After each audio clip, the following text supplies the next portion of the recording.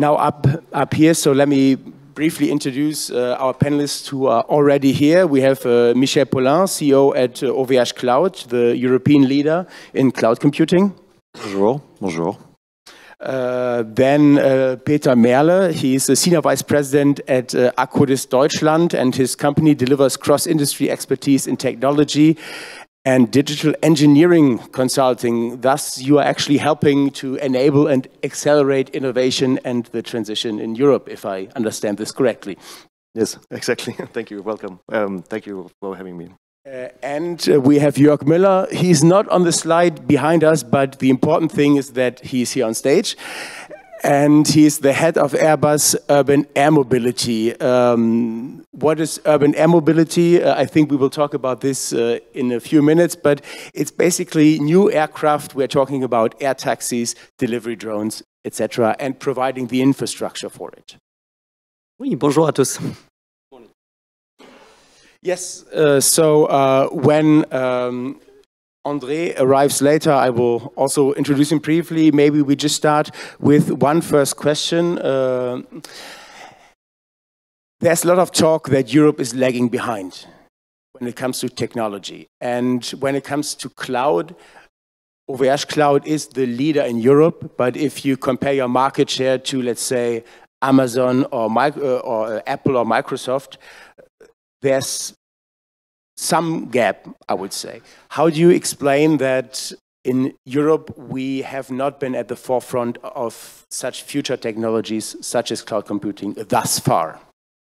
I think it's clear that today in Europe we are not in some domains at the level of some other players or some regions. If you compare to Korea, to Taiwan, to Asia, of course with China, but also with the US. However, for me, it's not because we have less innovation. It's not because we have bad engineers. It's not because we have bad talents.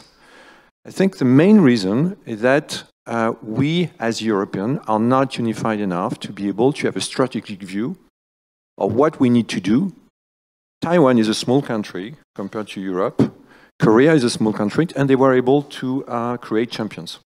And this champion has been created because there was a focus on few elements. The first one, the states were visionary.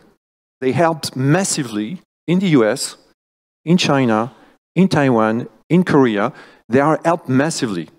OVH Cloud is a European cloud leader who received zero euro of any time of help since the beginning of the creation of OVH Cloud.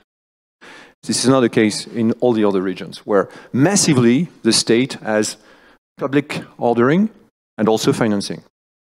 Second point, I think, which is very important, is regulations, regulations.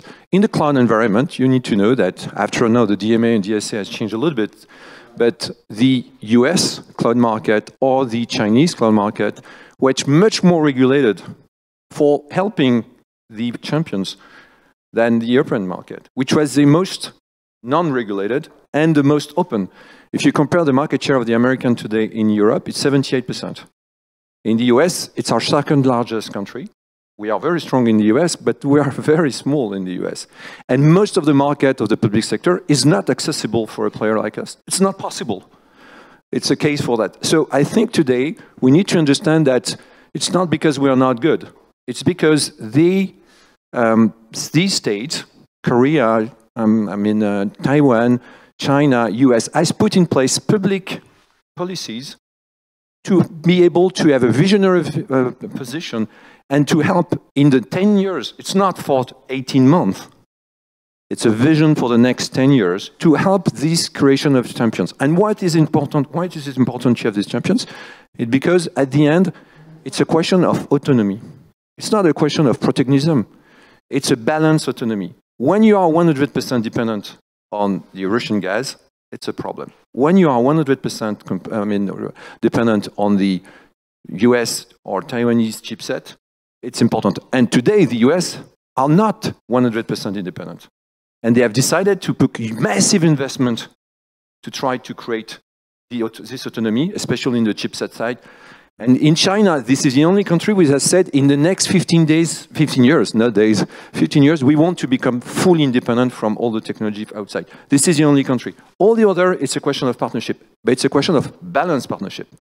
It's not the fact that if you are dependent on 100% of the other technology, you have no chance to survive long term. Mm-hmm. We will most certainly talk more about public support and financing, also in regulation. Please don't leave me again, Mr. Loesekrug-Pietri. Great that you are able to join us. Let me just briefly introduce you. You are chairman at JEDI. What is JEDI? It stands for Joint European Disruptive Initiative. And your mission is to bring Europe in a leadership position in emerging and breakthrough technologies, basically to be ahead of the curve. Maybe you can talk to us about this a bit later. We already started with taking stock where we stand with technologies in Europe, and I would like to continue with you, Jörg Müller. We've heard that there's a lot of public support for future technologies and breakthrough technologies in other parts of the world, and it's hard for a player like OVH Cloud to break through in this market. You are with Airbus. When it comes to aviation, you are one of the two key players in the world, so technically you shouldn't have this problem. Then again, you are part of a small group inside Airbus that thinks about the future of aviation. Do you face the same problems, or can you sympathize? Yeah, I guess the problems are not so different, actually. However, the starting situation is a bit different. Indeed, Airbus has a very strong market position in planes, in helicopters, and we're building on that. In Europe, we have a very strong position or a very good quality of training for engineers. We have a very strong pool of engineers. It's a bit similar. It's not because we are bad. Yeah? We have really a good basis to build on. And everybody knows what a helicopter looks like or what an airplane looks like. But when you think about the future, you need to invent new things. The future vehicles will look different. So all the kind of the capabilities, the experience that we have will be very helpful and will give us really an edge in making it happen. But there is also a challenge when you totally reshuffle a market or an industry, that actually other ideas from other countries or from other backgrounds actually can take a lead. And when you think about dependency, just to give two examples, we are relying on batteries, so we will fly fully electrical on shorter distances in cities. We fly fully electric and we'll need batteries, battery cells. So a good example is battery cells. The market or the suppliers are very strongly concentrated in Asia. So we have we're relying on those, like other industries, automotive, for example. But the capability to integrate these battery cells into a battery pack that then is airworthy, that is safe, that resists crash and thermal challenges, that's more our capability. We're doing it in Europe. And that's a bit how we position. We have a very strong regulatory environment with the European and the American aerospace regulatory, the EASA and the FAA, basically, that gives us a strength. So the situation is a bit different for aerospace, but still we are struggling with similar issues. Peter Mehrle, what is your take on Europe's position and also the position of France and Germany currently when it comes to tech leadership? And especially maybe you can also focus, since your company is an expert in cross-industry expertise, and we are cross-industry here on this panel today. Maybe you can also take this into account. Well, thank you. First of all, I think we can be proud in Europe that we have a strong engineering competence. We have strong engineered products, but on the other hand, where we are lacking a little bit is on the digitalization of those products. So I think what Akkodis tries to do and what we try to do, which we all should try to do, is to bring the engineering and the IT together. In the future, we will no longer develop components or engineering products. We will develop functionalities. You know, we see in our company, we see a strong way away from the component responsibility, from the component development to the feature responsibility, to the feature development, autonomous driving or whatever. When we think about why are we behind in those artificial intelligence cloud solutions, I think it's majorly because we don't have the sufficient size. Mr. Wu said it before. Cloud AI needs size, and that's why we need a union of European countries, of European leading technology countries to develop in a significant size those solutions. I take my example. You know, I've been working for German companies for German development companies, engineering service providers for French OEMs. I have been working for French engineering service providers for German OEMs. I have been working in Brussels and so on. I have to make 3 different tax declarations, 3 different social security. You know, even our administrative and fiscal union, or not existing fiscal union, blocks innovation and blocks collaboration. And our innovation and our progress in the technology is dependent on collaborating, on bringing engineers and IT experts in Europe together. So, yeah. So basically bringing the common market to the end. I'm a strong defender of the collaborative innovation in the end, and that's what I see André confirming it. What I'm saying. I think it's a matter of size. We need to bring the power together we have in the heads of our brilliant engineers in Europe. But the question is it only a matter of size, but also a matter of focus? André, do we try to play catch up with the technologies where others are so far ahead of us that we can't reach them, and we are neglecting to focus on, let's quote the former Apple chief, the next big thing? Thank you, and apologies, I was too German on that one. I was there at 9:00, and apparently you were in advance. So, hello everybody, and thank you for inviting me to Loesekrug and to Handelsblatt. Maybe just 10 seconds allow me, because you know, JEDI is an unknown political object, a new PO. Basically, we launch grand challenges on topics which are the next big thing, which are too risky or too long-term for the private sector. And we see with the current crisis how much most of the companies, and that might not be said publicly, but very few of them invest on business cases that are beyond 3 or 5 years. I know Airbus will say we invest over the next 20 years, but you know, most of the companies are today focused on surviving the next couple of years. And the point here is we've seen that with this poly crisis in Europe, is if we don't plan in advance, increasingly we are going to be shaped by events. We saw that with pandemic, we saw that with the economic crisis afterwards, we see that Ukraine. We seem to have a problem in Europe and democracies in general, and that's what makes me excited, is that we are not able to plan long term. The wrong answer would be to say we need to be like China, which seems to be having the monopoly of long-term thinking. So how do we plan for that? I think that is the fundamental question to which our democratic states need to answer. Maybe three myths I would like to deconstruct, because I'm invited from time to time to these panels, and it's a little bit the same story. Yes, we have great engineering, absolutely right. No, the market is not there. Number one, our metrics are completely wrong. In this country, for the past 5 years, all political leaders were only focused on creating unicorns. This is total BS. Most of the unicorns that existed a year ago don't exist anymore. They don't have the same valuation. What counts for all of us is the societal impact that these companies have, which is sometimes also designated by profit, redistribution, etc. Valuation is something, just talk to SoftBank. They had 60 billion in profits or in valuation 2 years ago. Today they are making red numbers. So policymakers, change your metrics. Number two, the market.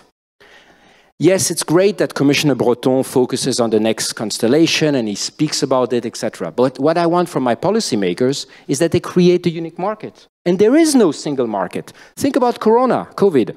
There is no healthcare market. When Dr. Lieb goes to Germany, they need to go to all the regulatory stuff again. When a cyber company in Germany goes to France, they need to go to ANSSI. So this myth about the Americans or the Chinese being more risk-friendly is completely wrong. Is when you are a continental market and when you acquire a European company, suddenly you are creating value by not changing anything, because suddenly you open up a continental scale in technology, it's all about scale. The risk is everywhere the same. But the upside in the US or in China is continental. The upside in Europe is French, German, Dutch, etc. Third point, priorities. I'm a big fan of Europe, but you know, it's incredible how our union is incapable about really making true assessment of what did not go right. Horizon 2020, most of you maybe know, this is the research program. 7 years, 77 billion euro in research and development. Take a guess how many projects were financed. Any idea? 39,500. It says it all. When you invest in 39,000 projects, okay, you please a lot of stakeholders, right? The big risk distribution, but you cannot focus. Where are the priorities? You miss big things like reusable launchers. You miss big things like we do thermal engines stop in 2035, but now we have a critical raw material issue. So focusing on a couple of priorities, that is political courage that it needs. So you see, my point is less on technology. I think we need to have policymakers focused, be able to take hard choices, be able to have a foresight. So it's a real, probably less a question of technology sovereignty, is really of political sovereignty. And I give one metric, 3 hours Joe Biden, Xi Jinping. I think initially 20 minutes, Emmanuel Macron and Xi Jinping. It was raised to 43 minutes, I think, and the Élysée was very proud about that. Good, but it just shows that we are being obliterated from the state of affairs. And let's face it, Europe is the big loser of the current Ukraine crisis. Total big loser. Our industry is going away. The batteries that you mentioned before, Northvolt just announced that they go to the US to create their mega factory. You know what BASF is doing now? They are completely becoming Chinese, and unfortunately we cannot reproach to them. So I think where I'm hopeful is look at Meta. 3 years ago, this was an institution. We thought Facebook was invincible. Today we see that Facebook has maybe made a wrong bet. So the question is, how do we focus, and that's what I know what Michel is doing, on the next generation of cloud? How do we focus on the next generation of Starlink? How do we focus, and this is what we're trying to do, but I think it's also the duty of all the big companies, some of them are in this room, not to trail. I mean, follower, or in the Ukraine crisis we see defensive strategy does not work. We need to go back in the offense. It's absolutely possible because technology is moving. I mean, TikTok did not exist 7 years ago. Zoom today is worth twice as much as all the airlines in the world did not exist in 2016. So it's possible, but where are these creations? They come from research. They come from deep tech today. And we rather get already a common market where these companies need to scale. So that would be my main message. Then let's pass the question directly on to Michel Paulin. What is the next generation of the cloud, and how are you trying to achieve it? And maybe you could also talk a bit about how important European common projects are for this. Because Gaia X is the big European cloud project, but are we too much in a mindset of, let's say, planification technologique, technical planification, and then you have people who draw something up on a board, but it doesn't really correspond with the reality that you see on the ground? So I hope that you have 5 hours, because this is a very, very big, long, complex question. Just about the next generation of the cloud. I think I absolutely agree with you in the fact that today we need to make some choice, and we need to make the right partnership with a balanced partnership. So for us, the next generation of the cloud will be the capacity to anticipate what will be the disruptive things. And for us, there are a few elements, and we had our EcoX last week where we had some speakers. The first one is quantum. Quantum will change the way it's compute. It will radically change the computing mechanism, and that's why we are investing a lot in quantum. And we believe today that, again, 100% des gagnants ont tenté leur chance. And sorry, I cannot translate in English. Is that if you decide not to go for the race, you can't win it. It means that there is everything. Everything is open on this subject. It's a question of will, it's a question of dedication, it's a question of investment, it's a question of capacity to have state and European Commission to be, okay, we need to be, as Europe, a quantum leader. And I think we have everything. We have, we have a Nobel Prize, we have all the type of thing, we can do it. The second one is the software. The software is changing all the time, and the next generation of the software will change the cloud. The way we use a cloud is a software driven. So you will have the hardware, disruptive, but also the software.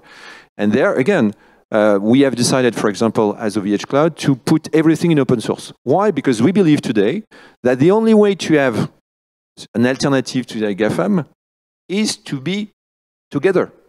And the open source is much stronger. The communities are much stronger than the, any type of R&D that you have. It's challenging. The open source is very, very challenging. But you've seen that with Linux, you've seen with Firefox, all these type of things have been great success. That's why we've said, okay, we will bring everything in the open source to be able to have the stack of the software that everyone can use. And this stack will be, and it's related to GaiaX, it will be open, it will be transparent, it will be traceable, because we believe today that it's important that the cloud is not a jail. Should never become a prison. And today what we see, the mechanism of the de facto monopoly that we have in some players, is that they create jails, prisons for their customers. So that's the reason why we decided to invest massively in the software. We have 900 software developers, and we have a community of today, 2,000 players around this, mainly European, but also some Americans, because we can have very fair partnership with Americans too, to be able to develop this new stack, which will be the next generation of the cloud, and which will be really, really open. And it goes back to the GaiaX. We are one of the French founder of the GaiaX and part of the board. I think the objective of the GaiaX project, which has been created by the German, is really very good. It's not a cloud initiative. It's more to describe what is an open, reversible, transparent, and interoperable cloud. What are the conditions that guarantee that you can have, interoperability between the different way of store and computer data? I think it's a very important point. It's very, very important. It's very important for the people. It's very important for the companies. It's very important for the market. It preserves an open market.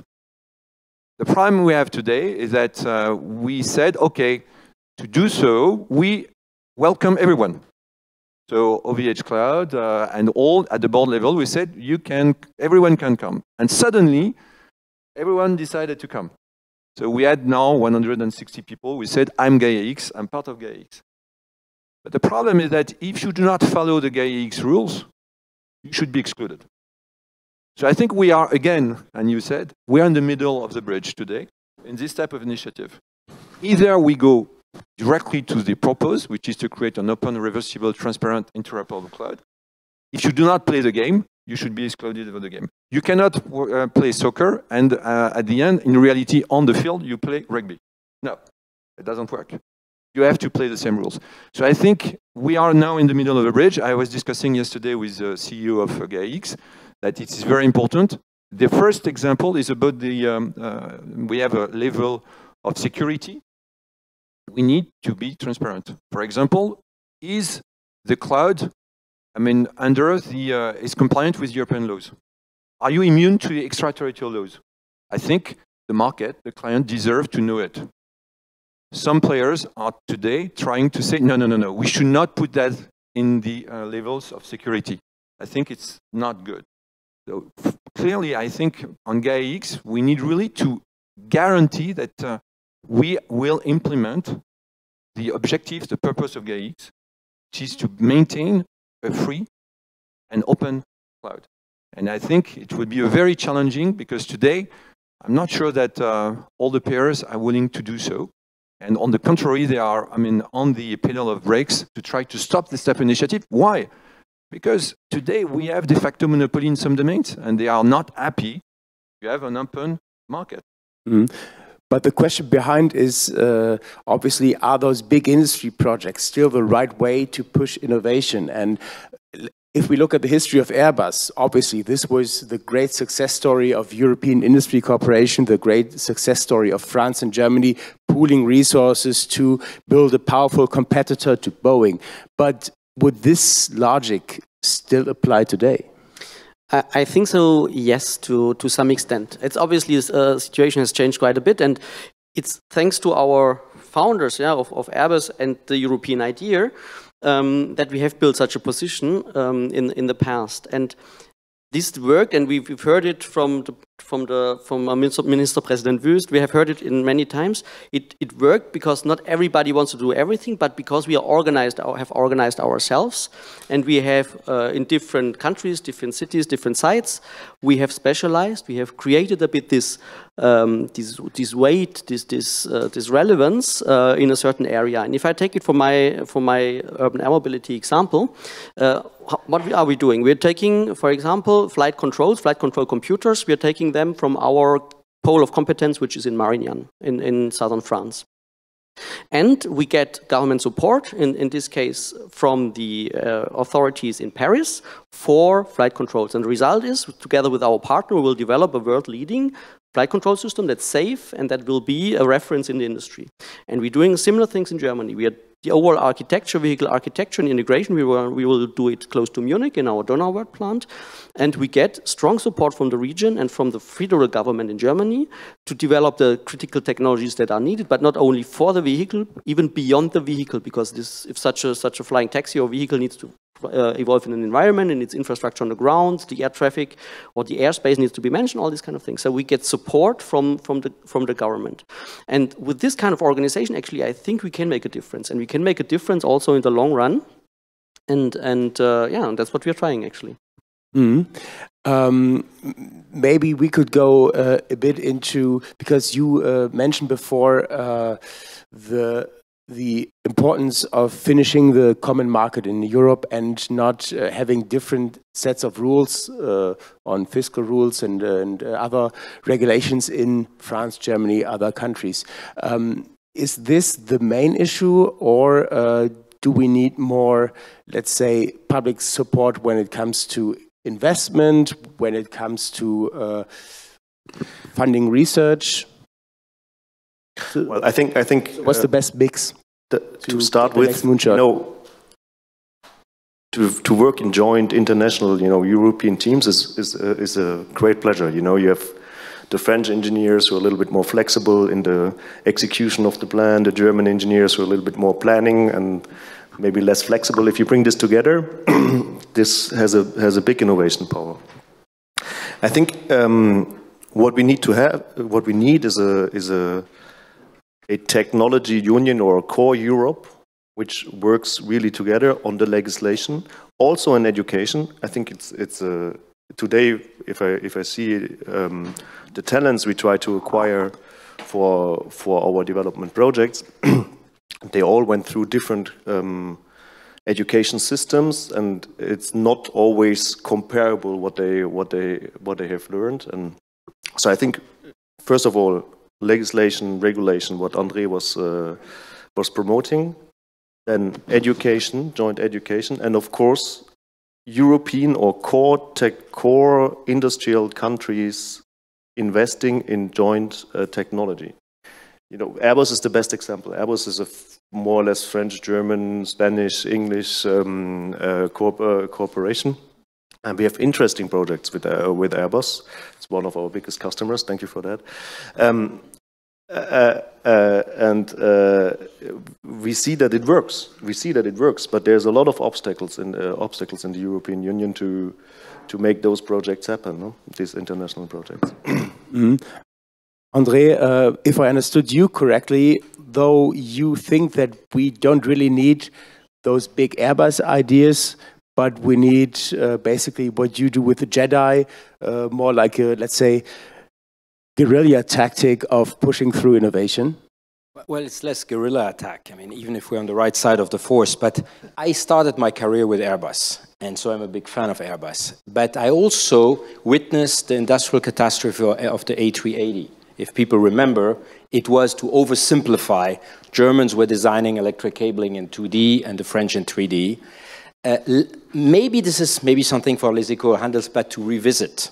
Maybe we should be careful again not to tempt policymakers. Policymakers, especially in Paris, but now increasingly in Berlin and especially in Brussels, love to say that they have the capacity to design the industry of the future, les fameux mécano-industriels.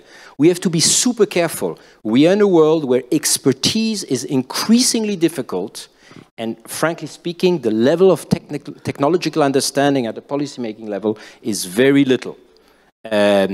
Just look at the National Security Commission on AI, the one that was done in the US, where you see that it's not as shallow as we have on this side of the Atlantic. So message number one, understand technology a little bit more. Secondly, Airbus is maybe also an accident.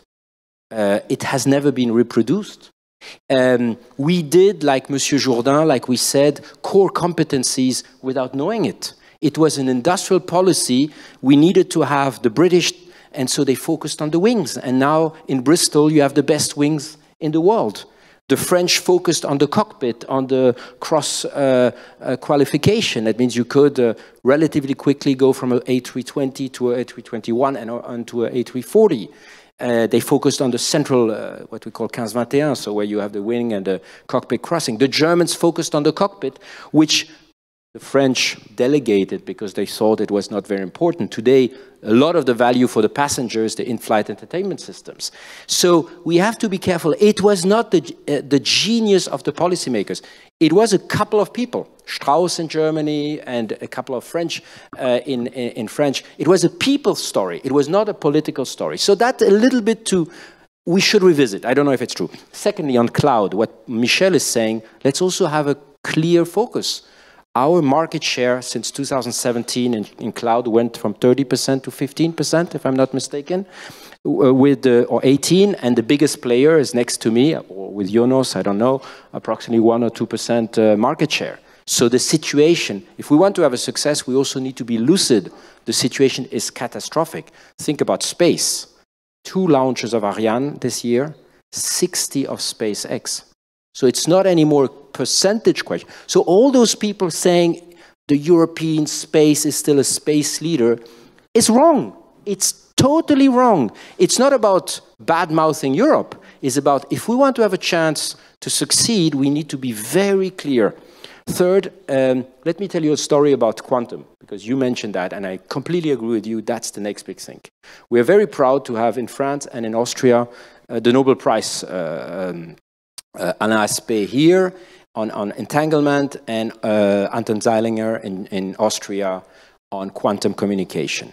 But do you know that in 2010, 2012, apparently Zeilinger did not get a lot of support because people really did not understand in Europe what to do with quantum communication. And he had a postdoc, which is called Pan Jiwei. And Pan Jiwei, fast forward, there's a story to do about that, is now dubbed as the father of quantum in China. And the first quantum communication, so totally secure, totally encrypted, was done between Graz and Beijing, and it's now the Chinese who are mastering that. Very critical. Think about something more critical and sovereign than secure communication. How come we have Zeilinger, but we have not been able to convert that? How come we have Yann Lequin, but he's doing AI for Facebook? How come we have Sebastian Strun, for the Germans, they may know him, and he is the guy who invented, with the DARPA challenge, by the way, autonomous driving, which is now Google Car. How come the first chief scientist of SpaceX, also a little-known story, was a German guy? So we have all the brains, we have all the research. Brains, but we are not capable because we don't have the market. And second thing about the policymakers, they love to give subsidies. They love to give subsidies. It's not about subsidies, it's about procurement. What somebody like Michel thinks, I think, need more than subsidies is procurement. So we have Bercy talking about new space, but 99.2% of public procurement in space is given to the 3 big players. It's not that we should not give to the 3 big players, but how do you make new players emerge? Because these players are much more keen to disrupt the system. So there is a whole rethinking. And last story I give you that is... sadly... no, but if I may, I really do agree with what you said. We are not asking for subsidies. we don't care about subsidies. So much money is poured in subsidies which are useless, dispersed, and no interest. Let's look at the French subsidy for the cloud called André. 6 years ago, 600 million have been given to the mechano-industrial of big players. Your money, guys. Which was completely stupid. OVH Cloud 0, by the way, and we are already the first one in this at this time. I was not in OVH Cloud at this time. So this is the example. I think, as you said, I prefer that the subsidies of these type of things go to the universities to keep our PhD, to keep our doctorate, and to pay them well, rather than to go outside. We should really reinvest all this money in the schools, universities to be able. I mentioned that and I am the president of CSF, and this will be something we will put. On the contrary, I agree with you. Public procurement, public ordering is key. 100% of the public ordering in the US is made with US players, and they take risk. They help the startup, they help the small players, they take risk, and they go fast. Subsidy in Europe is a nightmare. So we don't even go there, because it takes 3 years to have €1. And so who is gaining the subsidies? The people who have a dedicated team able to have all the red tape that you need to have. So no interest. So I think today, what you take the cloud, 80% of the procurement of the public sectors in Europe goes to the 3 players. 80%, 3 players. In the US, it goes to most players, but all Americans. In Europe, 3 players, all Americans. So it shows that today, the public ordering, the public procurement is, and it creates jobs, it creates innovation, it creates products that you can expand. So for me, no subsidy. We should stop the subsidy model where it's really something which is creating a lot of red tape and a lot of announcements, blah, blah, blah. But at the end, zero impact. Or if we want to go to the subsidy... We are not an announcement politics in Europe. And if we want to make subsidy, we need to go to the next step. I think in quantum, we need to subsidize, because today there is no market and we cannot have public ordering. But for the rest, I think the state, the European Commission, the state should be visionary, strategic, and make focus to help their champions to develop business. European market, yep. European procurement, and European education. That's the 3 things we say.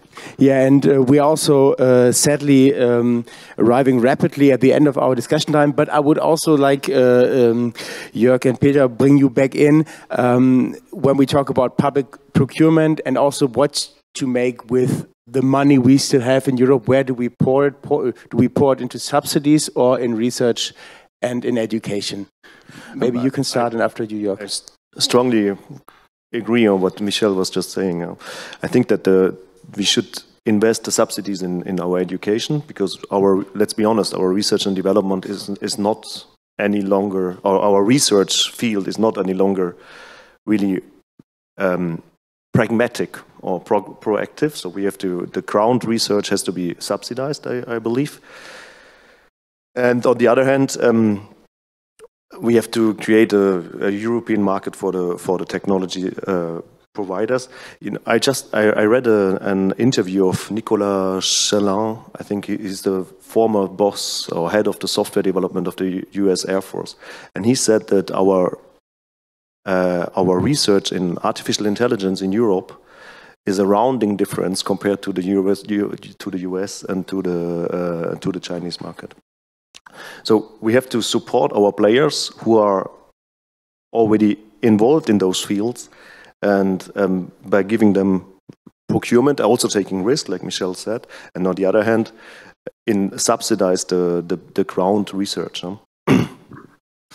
And if I can add one quick point, so I totally agree with the fact that we need to strengthen the ground research, or the kind of the basic research and training our people, bringing these kind of technologies further in maturity and ultimately to market. That's a very strong point, I think. And every euro spent there is probably better spent or more efficiently spent than if it goes into big whatever structures.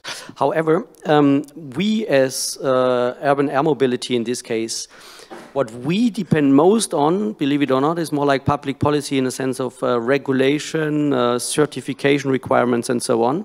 And here it's a European task. It's the European Safety EASA, the Aerospace Safety Agency, that is doing the rules. So for me, it's super important that the money and kind of the work, that the energy that is spent is going also in these kind of things, because they provide us with a framework in which we can develop and then bring to market a real competitive system, with difficulties that come with it, but that's very important as well. Yeah.